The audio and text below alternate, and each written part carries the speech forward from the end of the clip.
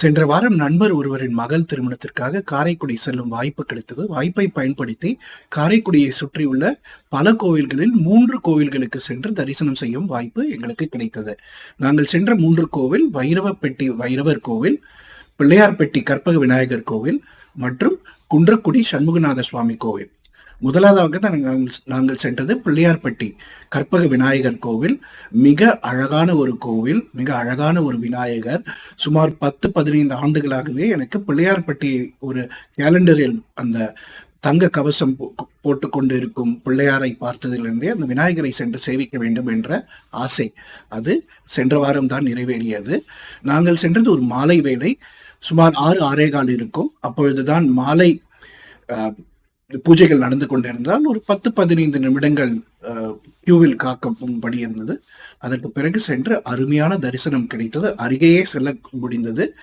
மிக அழகான அந்த விநாயகரை பார்த்து கொண்டே இருக்கலாம் போல என்று இருந்தது.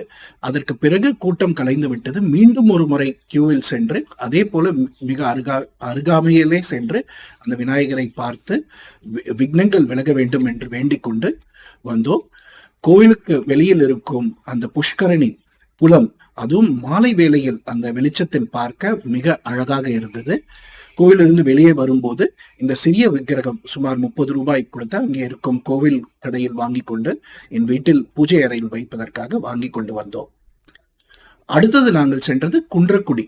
குன்றக்குடி என்றாலே குன்றக்குடி அடிகளார் அவரின் பெயர் நமக்கு நினைவு வரும்.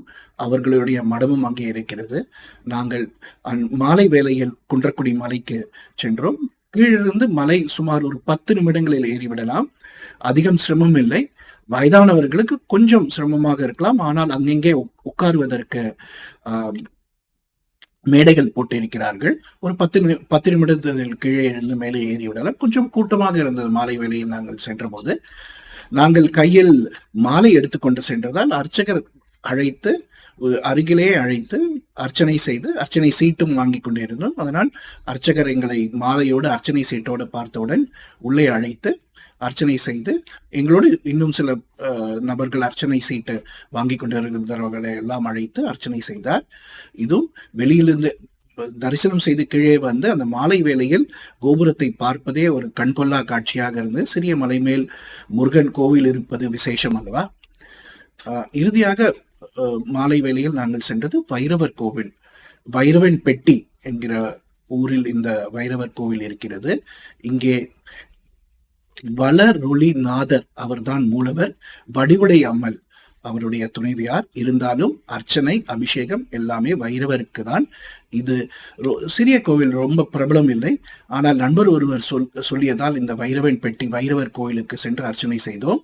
கோவில் முழுக்க வண்ண ஓவியங்கள் தீட்டியிருக்கிறார்கள். அது சுவர் ஓவியங்கள், அதே போல சீலிங்கள், அழகான ஓவியங்கள், அதே போல சிற்பங்களும் ரொம்ப அழகாக இருந்தது.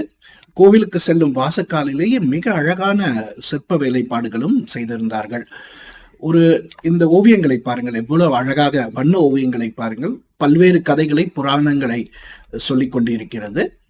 ஒரு கூடுதல் தகவல், நாங்கள் வெளியில் வரும்போது அந்த கோபுர வாசலில் பார்த்தோம் என்றால் 1947 ஆண்டு செப்டம்பர் மாதத்தில் 16ஆம் நாள் தான் இங்கே முதலாவதாக எலக்ட்ரிக் லேம்ப், மின்சார விளக்கு பொருத்தி இருக்கிறார்கள். அதற்காக ஒரு கல்லை செதுக்கி அங்கே வைத்திருக்கிறார்கள் இந்த விவரங்களை கூறுவதற்காக.